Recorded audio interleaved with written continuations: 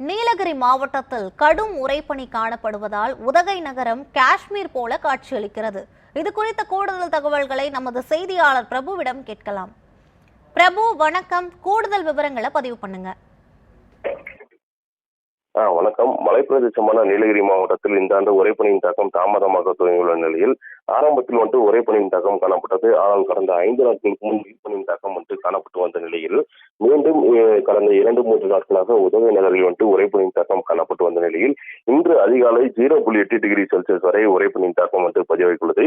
இதனால் உதகை நகரில் அமைந்துள்ள அரசு தாவரவியல் பூங்கா, குதிரை பந்தய மைதானம், படகு இல்லம், காண்டல், HPF, தலைக்குந்தா, லவுடேல் உள்ளிட்ட பகுதிகளில் பச்சை புலிவெளிகள் மீது கொட்டி தீர்த்த உறைபனியால் வெள்ளை கம்பளம் போல் காட்சியளித்தது. இந்த நிலையில் உதகை நகரில் இன்று வழக்கத்தை விட அதிகமாக கொட்டி தீர்த்த உறைபனி பொழிவு காரணமாக உதகை நகரம் காஷ்மீர் போல் காட்சியளிக்கும் காட்சிகள் ட்ரோன் கேமராவின் மூலம் பதிவிட்டு வெளியிடப்பட்டுள்ளது.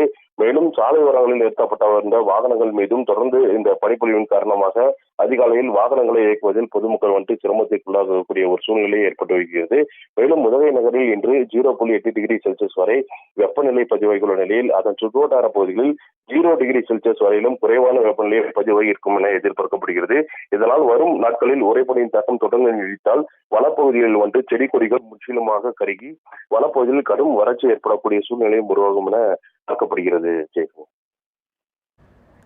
நன்றி பிரபு.